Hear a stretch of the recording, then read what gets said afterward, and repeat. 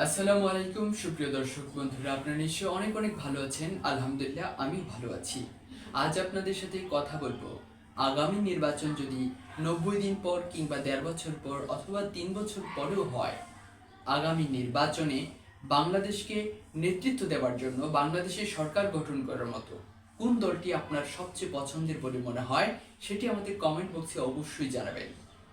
কিন্তু এর পূর্বে আমি আপনাদেরকে বলে নিতে চাই যে কেন আমার পছন্দের দলটি হবে আগামীর সরকার গঠনের জন্য উপযুক্ত।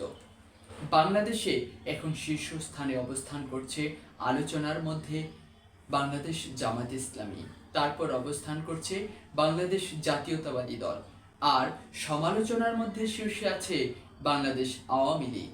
তারা বিগত 15টি বছর যাবৎ বাংলাদেশের মানুষের অধিকার, কথা বলার অধিকার, সকল নাগরিক অধিকার ক্ষুণ্ণ করে তারা বাংলাদেশটিকে ত্রাসের রাজত্ব কায়েম করেছে, যেখানে ছিল স্বৈরাচার কিংবা একনায়কতন্ত্রের প্রতিচ্ছবি। কিন্তু বাংলাদেশ এখন দ্বিতীয়বারের মতো স্বাধীনতা পেয়েছে স্বৈরাচারী সরকারের হাত থেকে। এখন বাংলাদেশের নাগরিক কথা বলার স্বাধীনতা পেয়েছে তাদের সার্বিক স্বাধীনতা। এখন প্রাণ ভরে যে নিঃশ্বাস আমরা গ্রহণ করছি, সেই নিঃশ্বাসে অবশ্যই দুর্গন্ধযুক্ত বায়ু নেই। আমরা এখন বিশুদ্ধ অক্সিজেন গ্রহণ করে বড়ই প্রশান্তি পাই। বাংলাদেশের এই স্বাধীনতা যেন অক্ষুণ্ণ থাকে এবং দেশের অবকাঠামোর উন্নয়নের পাশাপাশি মানুষের মানবিক উন্নয়নেরও পরিবর্তনের দিককে বিবেচনা করে আমরা মনে করি বাংলাদেশ জামাত ইসলামী হলো আগামীর সরকার গঠনের জন্য যথোপযুক্ত এবং প্রাসঙ্গিক রাজনৈতিক দল। কেন বলছি বাংলাদেশ জামাত ইসলামী আগামীর বাংলাদেশ গঠনের জন্য প্রাসঙ্গিক?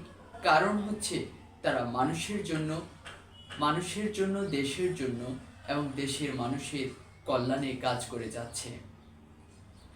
বিগত 17 বছর সবচেয়ে নির্যাতিত, সবচেয়ে নিপীড়িত, সবচেয়ে ক্ষতিগ্রস্ত দলের নাম হলো বাংলাদেশ জামাত ইসলামী এবং ইসলামী ছাত্র শিবির এবং তার অঙ্গ সংগঠন।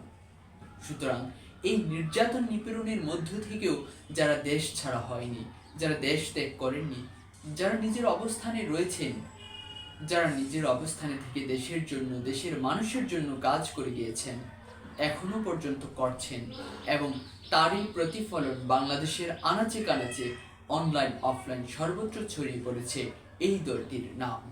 শিশু থেকে কিশোর, বৃদ্ধ পর্যন্ত সকল শ্রেণী পেশার মুখে মুখে এখন বাংলাদেশ জামাত ইসলামীর নাম। কেননা ডাক্তার শফিকুর রহমান বরাবরই দেখিয়ে যাচ্ছেন তার মানবিকতার পরিচয়।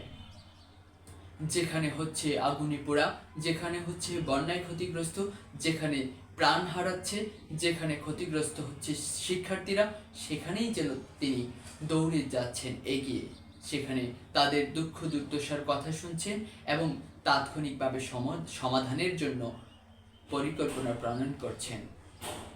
তিনি যে পদক্ষেপগুলো নিচ্ছেন, তিনি যে প্রতিটা পদক্ষেপ খুব দ্রুততার সঙ্গে এবং সফলতার সঙ্গে বাস্তবায়ন করছেন, সেই দিকগুলোই জনগণের দৃষ্টিগোচর হয়েছে, যার জন্য ছাত্র যুবক থেকে শুরু করে বুদ্ধিজীবী লেভেলের মানুষের মধ্যেও এর প্রভাব বিস্তার হয়েছে।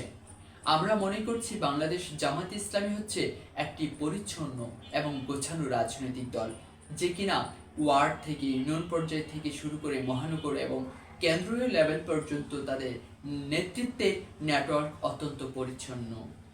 কোন মহানগরীর নেতৃত্ব কোন কেন্দ্রীয় নেতার উপরে গিয়ে কথা বলছেন না, কোন জেলার নেতৃত্ব সে যত বড় প্রভাবশালী হোক কেন্দ্রীয় নেতার উপরে গিয়ে কথা বলছে না, কোন ইউনিয়ন পর্যায়ের নেতা, থানা লেভেলের নেতাকর্মীর উপরে গিয়ে কথা বলছেন না। এই যে একটি কমান্ডিং সিস্টেম, এই যে একটা নেতৃত্বের পরিচ্ছন্ন সিস্টেম, এটাই কেবল দলের জন্য সবচেয়ে বড় একটি সুবর্ণ বৈশিষ্ট্য। বাংলাদেশের আনাচে কানাচে এখন সর্বত্রই ছড়িয়ে পড়েছে বাংলাদেশ জামাত ইসলামী এবং ইসলামী ছাত্র শিবিরের সুনাম, যার জন্য শিক্ষক, শিক্ষার্থী, হাসপাতাল, ডিপ্লোমা ইঞ্জিনিয়ার, ব্যবসা বাণিজ্য সর্বত্রই ছড়িয়ে ছিটিয়ে আছে। মানুষের আস্থার জায়গাটা গ্রহণ করেছে যে বাংলাদেশ জামাত ইসলামী ক্ষমতায় গেলেই কেবল দেশের সকল কিছু নিয়ন্ত্রণে আসবে। বাংলাদেশের দ্রব্যমূল্যের নিয়ন্ত্রণ থেকে শুরু করে ব্যাংক, ব্যবসা বাণিজ্য সর্বত্র একটা সুশৃঙ্খল পরিবেশ ফিরে আসবে বলে সুনাগরিকগণ এবং দেশের সাধারণ নাগরিক সকলের মনেই এই ধারণা বিশ্বাস হয়ে গেছে অলরেডি। সুতরাং আগামী নির্বাচনের জন্য যে সময়টুকু রয়েছে, এই সময়ের মধ্যে জনগণের দ্বারে পৌঁছানোর যে ঘাটতিটুকু রয়েছে, এই ঘাটতিটুকু কাটিয়ে তোলার জন্য বাংলাদেশ জামাত ইসলামের হাতে পর্যাপ্ত সুযোগ এবং সময় রয়েছে, যেটা কিনা তারা অলরেডি শুরু করে দিয়েছে। আমরা দেখতে পেয়েছি দ্বিতীয়বার স্বাধীনতা লাভের পর বাংলাদেশের রাজধানী শহরে এবং টুকরো কয়েকটা জায়গাতে বাংলাদেশ জাতীয়তাবাদী দল বিএনপি কয়েকটা মহাসমাবেশ করলেও তাদের আর কোনো কর্মসূচি হাতে নিতে দেখা যায়নি। না নিয়েছেন তারা যারা শহীদ হয়েছেন তাদের জন্য, না বন্যায় ক্ষতিগ্রস্ত কারোর জন্যই তেমন নজরে আসেনি কোনো কর্মসূচি। অথচ তারা বিগত সময়েও নির্যাতিত একটি দল। তাদের সেই আমি মনে করছি যে বাংলাদেশ জাতীয়তাবাদী দল কি করবেন তারা ভেবে পাচ্ছেন না। কি করা উচিত, তারা সময়ের সাথে কোনটা করলে মানুষের কাছে খুব সহজে পৌঁছানো যাবে, সেই পরিস্থিতিটা তারা এখনো উপলব্ধি করতে ব্যর্থ হচ্ছেন প্রতিবার। বাংলাদেশ জামাত ইসলামী যে কাজগুলো করে গিয়েছেন অলরেডি, এই যে বিগত 1 মাস 15 দিনের হওয়ার পথে প্রায়, এর মধ্যে তারা শুরুতে যারা শহীদ হয়েছেন শহীদ পরিবারের সাথে সাক্ষাৎ করেছেন, প্রত্যেকটা পরিবারে 2 লক্ষ টাকা করে সেবামূলক সহযোগিতা দান করেছেন। তার পরপরই বন্যা আঘাত হানলো ফেনী অঞ্চলের দিকে, সেদিকে তারা দৌড়ে গিয়ে ত্রাণ বিতরণ করলো। এরপর থেকেই যেন আবার প্রতিটা থানায় থানায়, উপজেলা, জেলা, মহানগরে বিভিন্ন জায়গাতে শহীদদের দোয়া আয়োজন এবং তাদের সেবা, তাদের স্বাস্থ্য সেবা সহযোগিতার জন্য তারা কর্মসূচি হাতে নিয়েছে, যা কিনা অন্যান্য দলের মধ্যে লক্ষ্য করা যায় না। বাংলাদেশ জামাত ইসলামী এই জন্য আগামী ক্ষমতা দখল করবে। বাংলাদেশ ইসলামী ছাত্র শিবির ইতিমধ্যে দেশের বিভিন্ন মহানগর, জেলা শাখা, উপজেলা শাখাতে তারা কর্মী সম্মেলন যে করেছে, সদস্য সম্মেলন, সাথী সম্মেলন করেছে, যা কিনা জাতীয়তাবাদী ছাত্র দলের কোনো কর্মসূচি দেশব্যাপী কোনো আলোড়ন সৃষ্টি করতে পারেনি। একইভাবে বাংলাদেশ জামাত ইসলামী ইউনিয়ন ভিত্তিক থেকে শুরু করে উপজেলা, জেলা পর্যায় পর্যন্ত বিভিন্ন কর্মসূচি তারা বাস্তবায়ন করে অলরেডি চলছে। প্রতিদিনই কোনো না কোনো ইউনিয়ন, কোনো না কোনো উপজেলা, কোনো না কোনো জেলা, মহানগরীতে তাদের সভা সমাবেশ কর্মসূচি অব্যাহত আছে এখনো পর্যন্ত, যা কিনা জাতীয়তাবাদী বা বিএনপির এখনো পর্যন্ত চোখে পড়ার মতো নেই।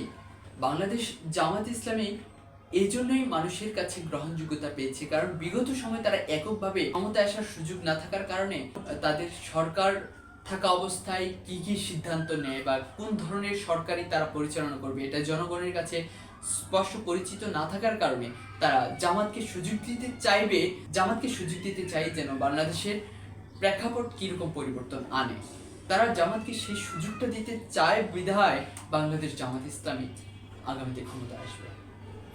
বাংলাদেশের সাধারণ নাগরিক নতুনত্বে পছন্দ করে, নতুনকে আকর্ষণ করে বেশি। বাংলাদেশের রাজনৈতিক প্রেক্ষাপটে এখন আলোচনার শীর্ষে রয়েছে বাংলাদেশ জামাত ইসলামী এবং বিএনপি, তার গণ অধিকার পরিষদ, এবি পার্টি, এইসব দলগুলো। এই দলগুলোর বাইরে যে টুকটাক বিচ্ছিন্ন দলগুলো আছে, এগুলো জেলা শহরেও তেমনভাবে ভালো কোনো কমিটি নেই, তাহলে তাদের আলোচনা সমালোচনা হওয়ার খুব বেশি সুযোগ নেই।